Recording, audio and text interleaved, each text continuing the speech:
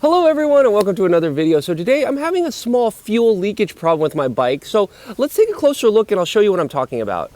All right, so to see this problem, let's come over here to the fuel shutoff valve. So right now my fuel shutoff valve is in the off position or horizontal. And as soon as I turn the fuel on like this, let's give it a couple of seconds. And aha, see?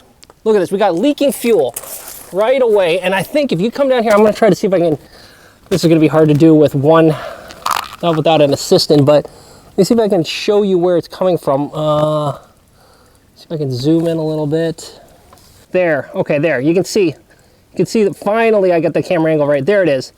There's the leaking fuel. It's coming out, and in fact, if you trace that up, right, I think this is the carburetor float overflow. So let me zoom out, and you can kind of see, yep, so right here, right, carburetor float overflow right there, it's going down. So I think we've got an issue with the carburetor float. That's my guess. It's either the float, the actual float, or maybe it's the needle or the seat or something like that. So let me turn off the fuel just so we can stop this leak. And yeah, I think the next step is we got to go ahead and take apart the carb and let's see if we can get to this.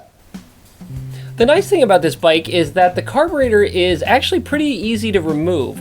You just have to unhook the air intake from the airbox, disconnect the fuel line, unlatch the throttle and choke cables, and then just loosen a few other connections and you're pretty much done. In fact, I've got a dedicated video showing how to do all of these steps. If you're interested, just go ahead and click on the card in the upper right corner of the screen or check out the video description for the link. All right, so it took a little bit of effort, but I think we finally got the carburetor pretty much extracted and removed from the bike. So remember, it was just kind of sitting in like this, and we've got it out now. So now I think the game plan is let's go ahead and take off a few of these bolts to get to the float right here, and we should hopefully be able to see the float and the needle and all that kind of stuff, and we can see if we find anything. So all right, let's get those bolts off.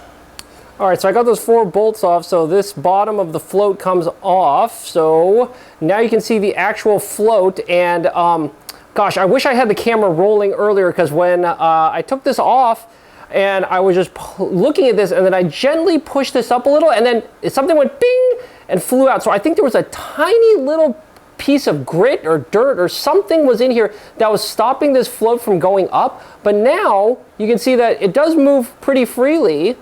So I'm just going to very quickly test it to make sure. Maybe I'll put a little bit of liquid inside here and make sure that when you push this float up, it does stop. But I think that was literally the problem. I think there was a tiny little bit of gunk or something, or like a little like blade of, I don't know what happened. Something got stuck in here, and this float was not freely moving up and down, right? Because the idea is that when the float moves up, right, you can kind of see down here, the needle, well, you can't really see it too easily here, but the needle is supposed to go up and plug up the hole so that the fuel that enters into here will basically get stopped, right? The fuel will no longer continue flowing down into the float bowl.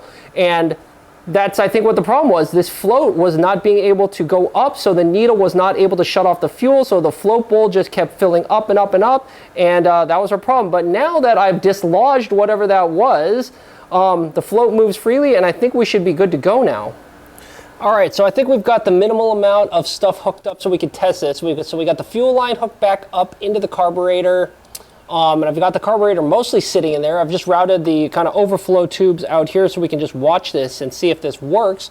So yeah, I say let's give this a try. Let's go and turn the fuel on and see if this works. Here we go. On. And yay, look at that! Look at that, no leaks. So there we go. I think that was the problem, right? It was just that float was stuck with some debris or something like that. Okay, so I'll tell you what, let's button the rest of this up. Let's get the bike back together, make sure that they can get this to run before we claim total victory. All right, so let's give it a try. Fuel is on the on position. Let's go ahead and, yep, choke lever still works. Let's pull the choke out, turn the bike on, switch it to start, and pull the clutch in and give it a crank.